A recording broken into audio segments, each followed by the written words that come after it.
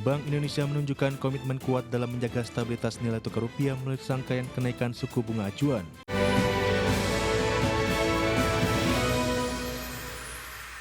Ya, pemirsa, lembaga peringkat global Fitch Ratings menyatakan Indonesia menghadapi peningkatan tekanan kepercayaan investor. Ya, Fitch menyebut tekanan kepercayaan investor meningkat di tengah volatilitas pasar domestik yang dipicu oleh tekanan eksternal serta kekhawatiran terhadap kredibilitas kebijakan, disiplin fiskal, dan tata kelola pasar modal. Bank Indonesia menunjukkan komitmen kuat dalam menjaga stabilitas nilai tukar rupiah melalui rangkaian kenaikan suku bunga acuan. Lembaga peringkat Fitch Ratings menilai langkah tersebut merupakan respon terhadap tekanan pelemahan rupiah setelah pemerintah mengumumkan rencana sentralisasi ekspor komoditas strategis. Dalam kurun sekitar 1 bulan, Bank Indonesia telah menaikkan suku bunga acuan sebanyak 3 kali dengan total kenaikan 100 basis poin menjadi 5,75%. Menurut Fitch, kebijakan tersebut bertujuan mendukung stabilitas rupiah, sekaligus menjaga kepercayaan investor di tengah volatilitas pasar domestik yang dipicu oleh tekanan eksternal, serta kekhawatiran terhadap kredibilitas kebijakan, disiplin fiskal, dan tata kelola pasar modal.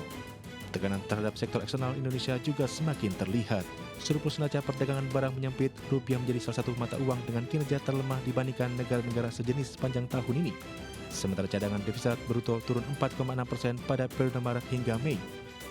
Meski demikian, rupiah sempat menguat kembali setelah Bank Indonesia menaikkan suku bunga dan menerapkan berbagai langkah stabilisasi. Saat merevisi prospek peringkat utang Indonesia dari stabil menjadi negatif pada awal Maret 2026, Fitch telah mengingatkan bahwa sentimen investor yang rapuh dapat meningkatkan tekanan terhadap sektor eksternal, mendorong kenaikan biaya pinjaman pemerintah dan mengurangi bantalan cadangan devisa.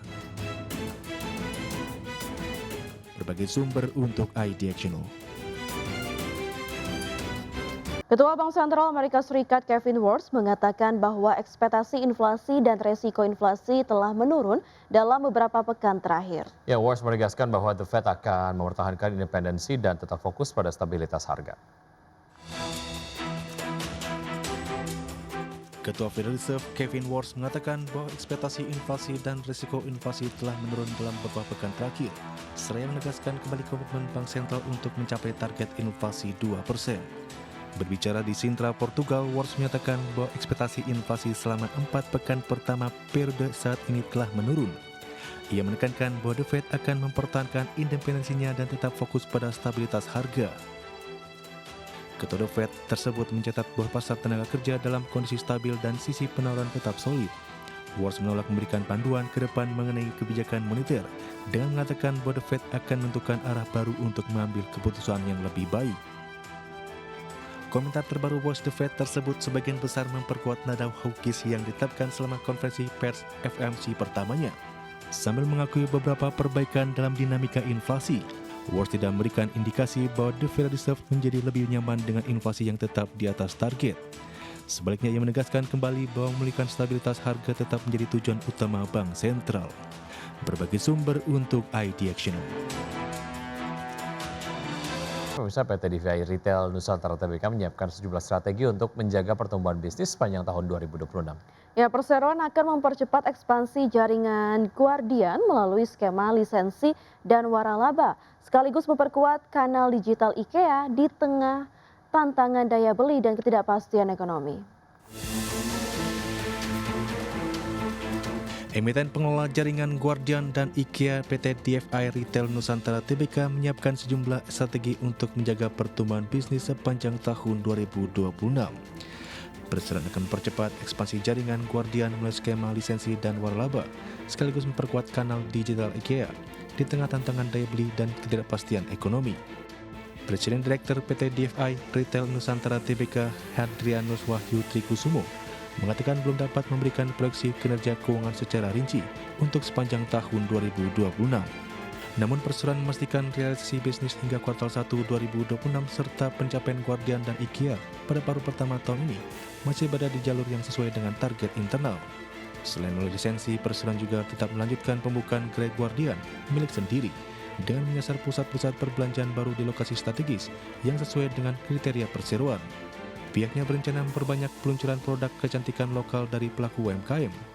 Sementara itu, strategi yang diterapkan perseroan untuk pertumbuhan kinerja IKEA, perseroan memilih mengoptimalkan kanal digital dibandingkan membuka toko fisik baru.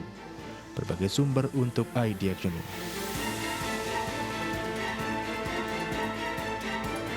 Pemirsa, emiten kontraktor pertambangan PT Dharma Henwa Tbk melalui anak usahanya yakni PT DH Kontrak Tama Batubara mengantongi kontrak jasa pertambangan senilai sekitar 1,3 miliar dolar Amerika Serikat atau setara dengan 22 triliun rupiah untuk proyek tambang batubara di Pulau Laut Kalimantan Selatan. Director and Corporate Secretary PT Dharma Henwa Tbk Mukson Arif Rosyidi mengatakan DHKB telah menandatangani surat penunjukan dan perintah kerja dengan PT Sebuku Sejaka Coal pada 29 Juni 2026. Melalui kesepakatan tersebut, DHKB ditunjuk sebagai kontraktor utama yang akan melaksanakan kegiatan operasional penambangan secara eksklusif di area tambang pit SSC. Proyek tersebut memiliki jangka waktu pelaksanaan selama 5 tahun atau hingga berakhirnya izin konsesi. Selama masa kontrak, DHKB diperkirakan menangani volume waste removal hingga 55 juta BCM per tahun, serta produksi batubara mencapai 5 juta ton per tahun.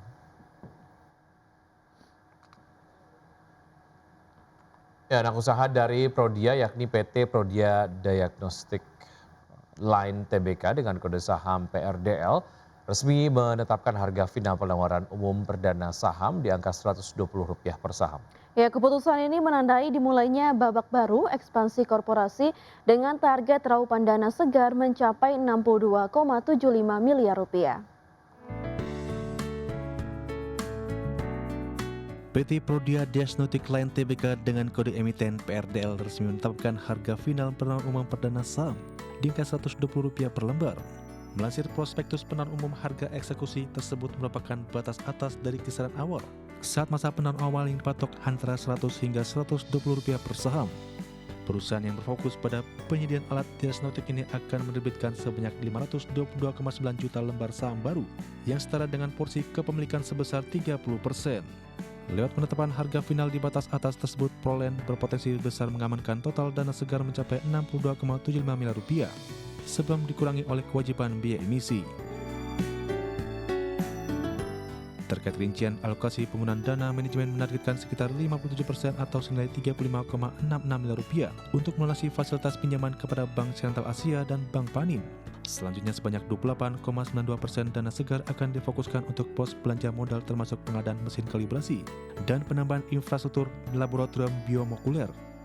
Sementara itu, sisa anggaran sebesar 8,51% bakal diserap secara penuh sebagai modal kerja operasional yang mencakup pembelian bahan baku hingga pembiayaan kampanye pemasaran produk.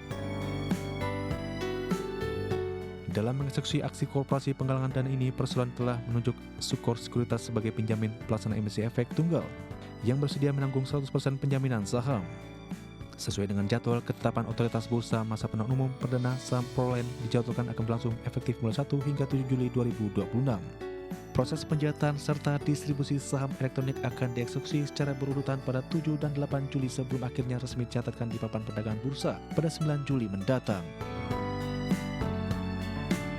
Berbagai sumber untuk ID Action.